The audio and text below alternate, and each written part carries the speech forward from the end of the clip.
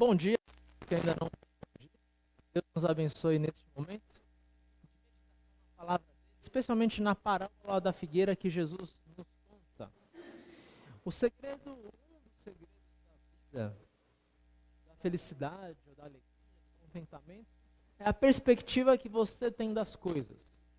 É a forma como você olha as coisas.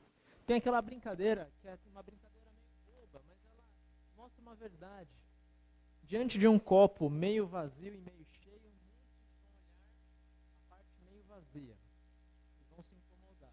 Outros vão olhar a parte meio cheia e dar graças a Deus por ter água naquele copo. É mais ou menos assim que nós enxergamos a vida. Ou olhando o copo meio cheio, ou olhando o copo meio vazio. Por exemplo, muitas pessoas são infelizes porque não têm, de repente, o carro ou a casa que gostariam de ter. E outros são muito mais contentes e felizes porque agradecem pelo carro e pela casa que eles possuem agora. E às vezes pode ser a mesma casa e até o mesmo carro daquela outra pessoa. Então a forma como você olha o mundo, como você olha a sua vida, vai te dizer se você é uma pessoa contente e alegre ou uma pessoa impaciente e descontente. Então Jesus está nos ensinando nesses textos a ser contente. Contente não significa satisfeito. Não é dizer, minha casa está caindo aos pedaços, mas eu dou graças a Deus, não vou fazer nada para resolver. Não é estar satisfeito. Contente é dizer, graças a Deus tenho uma casa. Posso melhorar, mas graças a Deus tenho uma casa. Descontente é dizer, puxa vida, eu tenho uma casa, mas é uma porcaria. Tenho uma casa, e daí? Mas é uma porcaria. Entende a diferença de visão? É uma visão pessimista, negativa, é o que não vê a casa, vê o que não tem. Uma visão otimista, contente, é que vê os defeitos, que tem que ser feito alguma coisa, mas que muito mais vive uma vida de gratidão por aquilo que já tem. É uma pessoa mais contente. Por que nós somos hoje tão pessimistas e tão impacientes? Por que nós lemos a Bíblia com esse mesmo olhar pessimista e impaciente? Por que muitas pessoas se afastam do Evangelho?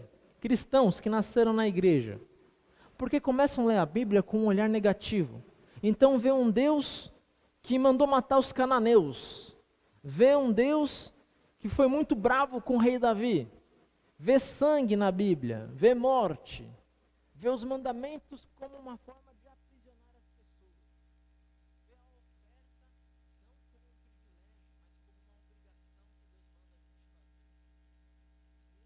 fazer. Muitos olham para a Bíblia com um olhar negativo, buscando o copo meio vazio.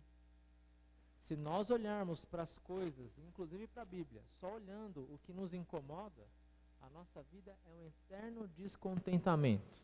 E nada vai nos satisfazer. É o que eu já disse uma vez, de uma jornalista americana. Ela fala que as celebridades, quando atingem o ápice, morrem de overdose. Por que alguém que conquistou o mundo inteiro, como Alexandre o Grande, deseja morrer? Se você acha que a sua vida vai ter um final de contentamento e felicidade,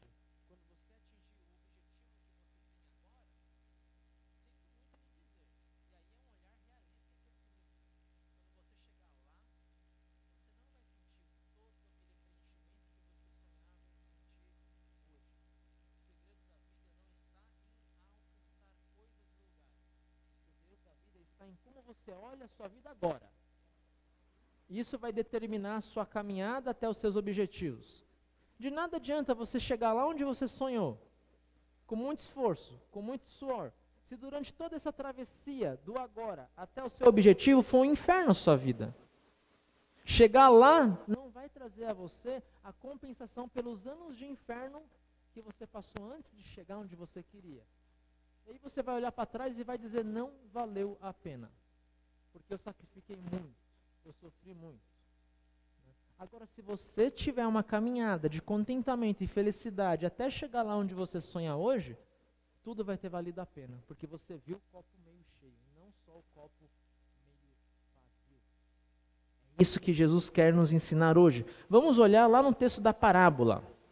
né? Jesus conta uma parábola interessante, mas antes de contar a parábola, o assunto ali era a morte catastrófica de alguns jovens, né? Esses jovens estavam oferecendo sacrifícios a Deus. E aí foram mortos por Pilatos, uma tragédia. O olhar negativo que os judeus tinham, e o povo judeu era um povo negativo, é aquele povo que olhava a nuvem e já dizia tempestade. Né? Ó, a nuvem, tempestade. Não, é só uma chuva mesmo. Então o povo judeu negativo olhava para aquela catástrofe e o que eles concluíam sobre a vida daqueles jovens? Eles pecaram, por isso morreram. Aí Jesus cita uma outra catástrofe, da torre de Siloé, que era uma torre alta que caiu sobre umas pessoas. O que o povo dizia sobre aqueles que morreram na catástrofe? Alguma coisa eles fizeram para sofrerem uma tragédia dessa. É a chamada teologia da retribuição. Às vezes é como nós olhamos para Deus. A gente olha para Deus como aquele que diz assim: você dá e eu devolvo, toma lá, dá cá, ação e reação. Nós olhamos Deus como nós ensinamos nossos filhos às vezes. Se você levar um soco na escola, pode dar um no seu coleguinha. A gente ensina que o mundo é justo, né? Bateu, levou. Roubou, foi roubado. Né? Então, é assim que o povo judeu olhava para aqueles jovens que morreram. Eles mereceram. Não é assim que nós olhamos para muitas coisas? Nossa sociedade brasileira, a gente não olha assim. A gente ouve falar de repente de uma moça que foi estuprada. O que muitos pensam? Ela não devia estar andando naquele lugar 10h30 da noite. Tipo, pediu, levou, né? Ela não devia usar roupas tão curtas, estava pedindo. Aí até que veio. A gente pensa exatamente como o povo judeu olhando aqueles jovens que morreram. A gente nem sabe se a moça estava com roupa curta, nós nem sabemos direito o horário, ou por que ela estava andando naquele horário em tal rua, e a gente já conclui. É uma biscate, mereceu, tomou o que pediu. Quando alguém morre, ou quando alguém é abandonado pelos filhos, e a gente nem conhece, o que se conclui da pessoa? Alguma coisa esse pai fez. Nenhum filho abandona o pai de graça. Alguma coisa ele fez para os filhos, e a gente nem sabe. A gente conclui que foi isso. Ou quando um filho apanha muito dos pais, a gente pensa, olha, não sei, mas alguma coisa esse moleque fez para o pai perder tanto controle assim, espancar, algo de muito grave esse moleque aprontou. É uma conclusão que a gente tira das coisas sem nem ter certeza. A gente vê uma tragédia, a gente vê alguém sofrendo e já logo conclui coisas sobre a pessoa. Ela está sofrendo, não é de graça. Alguma coisa essa moça fez. Ou seja, nosso olhar é um olhar pessimista sobre as pessoas que nós nem conhecemos e sobre a própria palavra de Deus. Nós olhamos o copo meio vazio. Aí Jesus, ele conta uma parábola que parece que é negativa. Se você leu essa parábola e concluiu que ela é uma leitura negativa, nossa, que Deus ranzinza, cortar a figueira, porque ela não está produzindo frutos. Se foi essa interpretação que nos vem à mente, assim, pula na nossa cabeça, muito provavelmente é porque a gente lê a Bíblia de forma negativa. A gente lê a Bíblia procurando um Deus juiz, um Deus irado, um Deus que pune o pecador, só o lado justo de Deus, e não um lado bondoso. E na verdade essa parábola é um alento para nós. Eu vou contar de novo a parábola para vocês. Está lá no versículo, a partir do versículo 5, né, versículo 6. Jesus conta assim: certo homem tinha uma figueira na sua plantação de uvas, e quando foi procurar figos, não encontrou nenhum. Então, esse homem tinha uma figueira numa plantação de uvas. Pense um pouco sobre isso. É estranho. Aí ele foi buscar figo e não encontrou nenhum. Então o dono da terra disse para aquele que cuidava da vinha: olha, pode arrancar fora essa figueira aí. Faz 3 anos que eu venho, 3 anos seguidos, que eu venho buscar figos e ela não me dá nenhum figo. Então, pode cortar. Nossa, a gente pensa, que Deus ranzinza, né? Porque parece que esse homem ali na parábola é o próprio Deus. E nós somos a figueira. E está certo. Deus é o dono da vinha que manda cortar a figueira. E nós somos a figueira que não está produzindo frutos. Está certa a interpretação. Mas isso não é a impaciência de Deus. Como não? A gente tem que entender o que era uma figueira numa vinha para aquela cultura. Quem que planta uma vinha? Não, para uvas, né? Quem que planta uma vinha e coloca uma figueira no meio? Nós somos aqui da cidade grande, talvez nós não sabemos como nascem as uvas, né? A uva, ela não é uma árvore, nem dá no chão. A uva, ela cresce tipo, você faz um telhadinho de arame assim, né? Ela vai crescendo pelo telhado, tipo um chuchu, né? Ela não é uma árvore. Aí você planta uma figueira, a figueira vai roubar muito espaço da vinha. Porque a figueira, quem conhece, né? A figueira é uma árvore que a copa vai crescendo, assim, ela dá uma sombra muito gostosa, né? E o tronco é grande, e ela suga muito nutriente da terra. Então, plantar uma figueira numa vinha, de certa forma, é desperdiçar terra e espaço aéreo para as uvas. As uvas até crescem nos ramos da figueira, mas é uma uva sem qualidade, porque não pega sol. É uma uva que não dá para fazer vinho, dá para fazer doce de uva só, não dá para comer aquela uva. Então, era um desperdício de terra aquela figueira na vinha. O próprio fato daquela figueira estar na vinha já é sinal de misericórdia. Deus está nos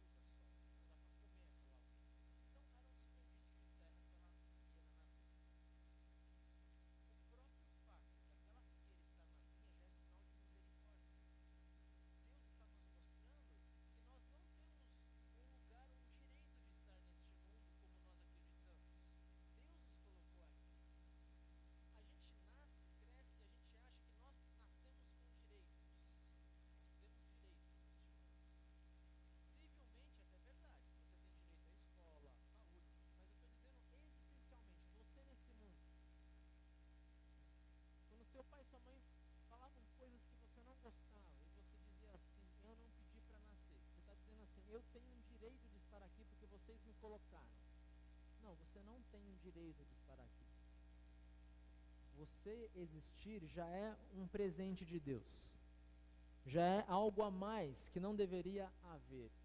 Então, só pelo fato de estarmos vivos, de termos nascido, já é um motivo de ver o copo meio cheio. É um presente de Deus.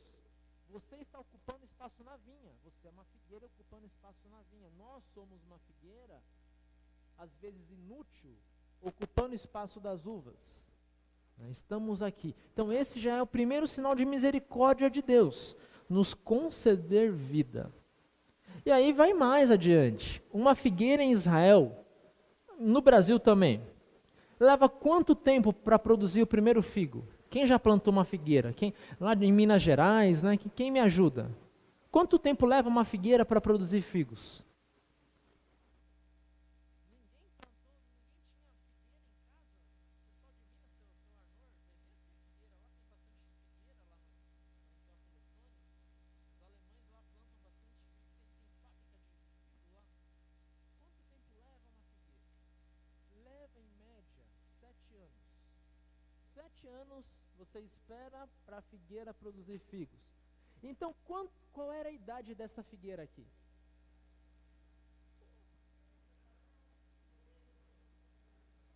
É um figo que a gente compra na feira. Mas é uma figueira diferente do Brasil. Não é essa figueira nossa.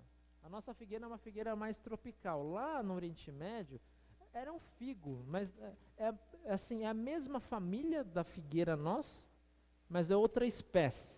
É tipo uma laranja, não é laranja lima, é uma laranja umbigo. Tá? É um figo, mas assim, é muito parecido o figo, o fruto. Né? Ou melhor, quem conhece pé de araçá e pé de goiaba? O araçá é uma goiaba brasileira, uma bem pequenininha. A goiaba que a gente come é lá dos Incas, é lá do Peru, né? Não é daqui do Brasil. Goiaba não é uma fruta brasileira, mas o gosto é parecido, mas são árvores diferentes. A figueira em Israel, essa levava 7 anos para produzir figos. Né? 7 anos. Aqui no Brasil a figueira é enorme, né? Isso, é verdade. Aqui no Brasil é a figueira pequena, mas tem, por exemplo, em alguns lugares do Brasil com a figueira frondosa, grande também. Né?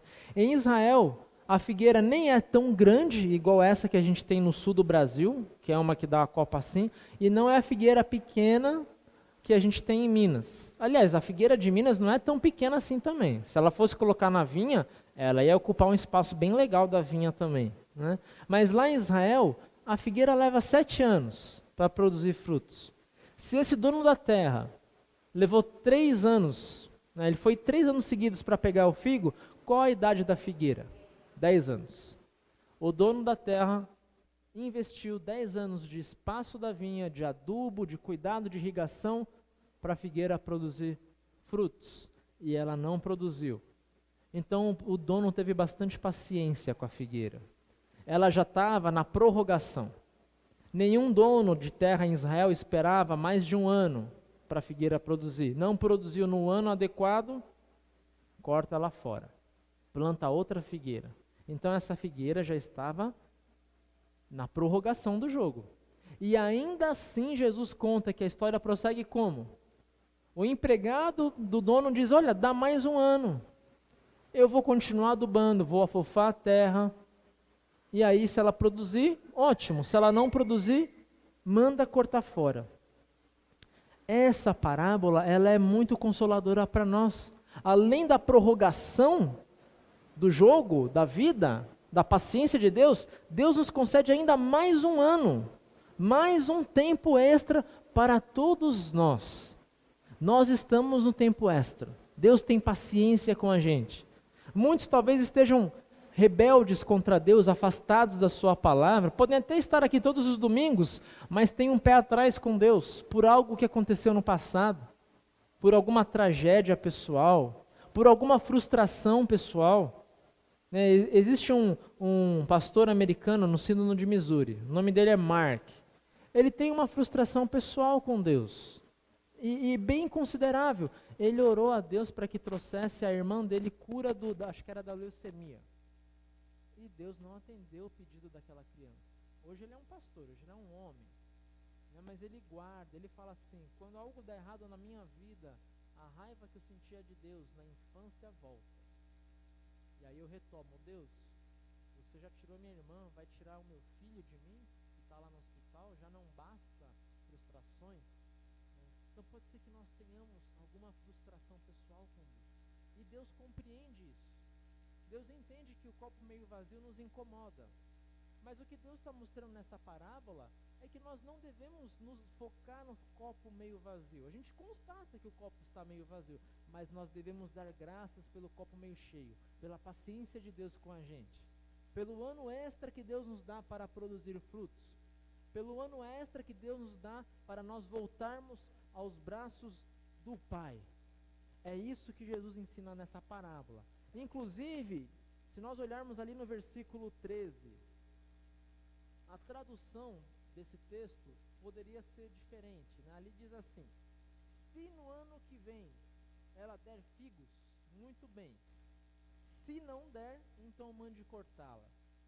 Na verdade, no texto original, lá no grego, não é bem isso que está escrito. Não é se no ano que vem ela der figos, mande cortá-la. Na verdade está escrito mais ou menos assim, né? Não dá para ter uma tradução exata, mas é mais ou menos assim. Quando ela der figos ano que vem, ótimo. E se ela não der, aí está certo. Se ela não der figos, mande cortá-la. Qual a diferença? Se eu falo assim, se ela der figos ano que vem, ótimo. E se eu disser, quando ela der figos ano que vem, ótimo. Qual a diferença de uma simples troca de palavra? Trocar o se pelo quando. O quando é uma certeza, é esperança. O se é uma possibilidade. Pode ser que sim, pode ser que não. Para a gente entender isso, eu vou dar um exemplo assim que todo filho tem. Se a mãe disser assim, leva o casaco e guarda-chuva, se chover, você está protegido. Leva o casaco e guarda-chuva, quando chover, você vai estar protegido. Sentiram a diferença? A mãe tem certeza que vai chover e vai fazer frio. Não é um se. Vai chover, filho. Olha o que a mãe está falando. É isso que esse empregado está dizendo. Ele tem certeza de que a figueira vai corresponder, já que a figueira vai produzir frutos. Quando ela produzir frutos, ótimo, nós vamos ficar alegres. É isso que esse texto fala da gente. Deus nos espera, Ele não espera assim com, se você voltar para mim, se você se arrepender. Deus espera com quando? Filho, filha, quando você voltar para mim, eu vou correr na sua direção. Vou te abraçar, vou te limpar e vou te perdoar. É tão verdade isso, que Deus não esperou a gente se arrepender e crer em Jesus para nos enviar o Evangelho. O Evangelho chegou em nós antes da gente crer. Vamos pegar o exemplo da nossa congregação. Aqueles que entraram para a igreja na época da escola bíblica no Rio Bonito. Deus não ficou esperando vocês acreditarem em Deus. Ele levou a igreja até lá, onde vocês estavam. Foi um quando. Deus disse, quando aquele povo ouvir o meu evangelho, eu estarei lá para recebê-los na minha igreja. É mais ou menos o que acontece, por exemplo, no Musicando na Paz, o projeto social que começou ontem. A gente não está dizendo assim, se as crianças acreditarem em Deus, se elas mudarem de vida, aí a igreja vai estar pronta para recebê-las. Aqui é um quando. Quando elas mudarem de vida, nós vamos ficar alegres, porque nós já estamos nos dedicando a isso com a certeza de que isso vai acontecer. De que a paciência de Deus que nos aguardou, aguarda os perdidos também. Aguarda aquelas crianças, aguarda aquelas famílias. Por isso, meus irmãos, olhar o copo meio cheio é ter a certeza do quando.